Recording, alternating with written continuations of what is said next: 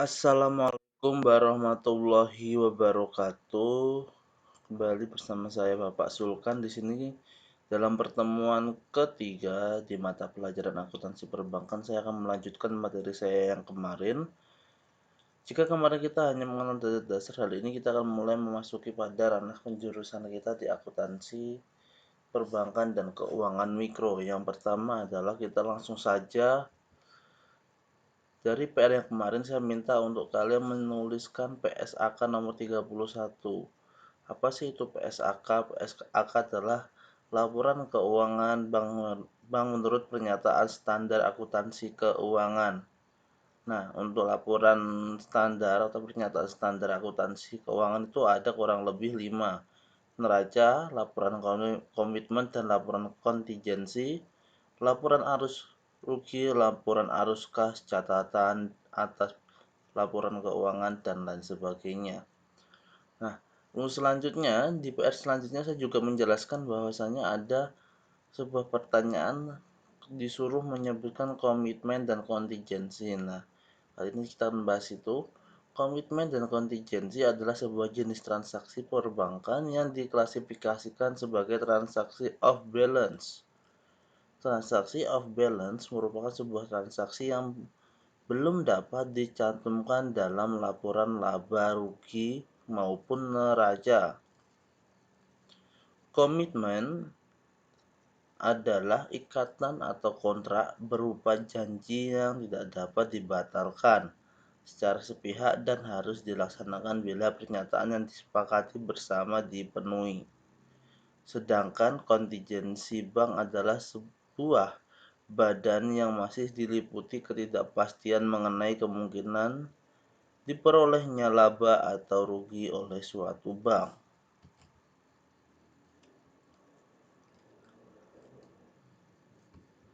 Laporan laba rugi bank biasanya, yang poin pertama, selalu memuat pendapatan dan beban yang diperoleh. Tujuannya dan beban disusun secara multi-step karena memiliki tujuan agar lebih siap dibedakan yang berasal dari kegiatan operasional dengan pendapatan serta beban yang berasal dari kegiatan non-operasional. Nah, selanjutnya adalah pendapatan yang berasal dari kegiatan utama bank. Itu juga dibedakan. Yang pertama dari segi bunga, yang kedua dari segi provisi dan komisi yang diterima dan tidak berhubungan dengan pemberian kredit. Setelah itu ada juga yang namanya beban yang berasal dari kegiatan utama bank.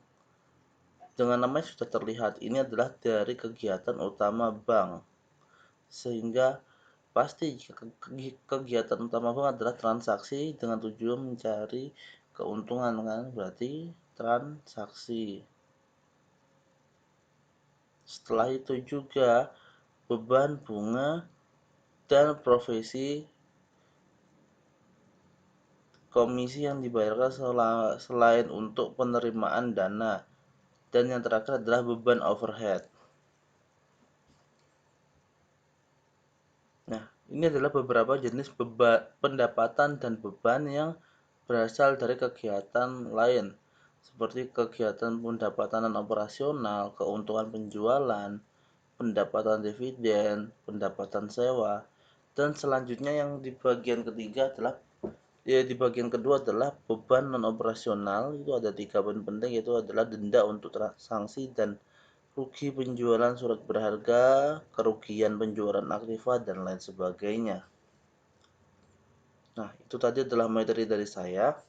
Silakan disimak dan diulang kembali. Jika ada yang dibingungkan, silakan ditanya. Saya tidak akan menjelaskan banyak lebar seperti kemarin dan memberi banyak tugas. Tapi untuk hari ini khusus mata pelajaran hari ini tidak ada PR. Mungkin itu saja dari saya. Sekian. Assalamualaikum warahmatullahi wabarakatuh.